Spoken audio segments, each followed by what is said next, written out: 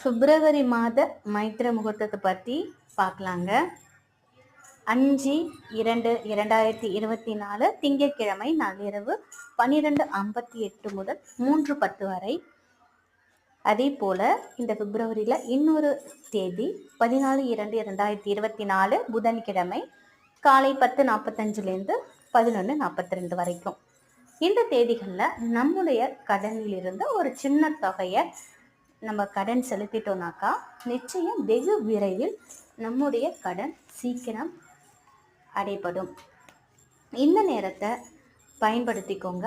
மைத்திர முகூர்த்த நேரத்தில் எது செஞ்சாலுமே ரெட்டிப்பாக மாறும். அதனால் சேமிப்பு கூட நீங்கள் இந்த நேரத்தில் நீங்கள் தொடங்கலாம்.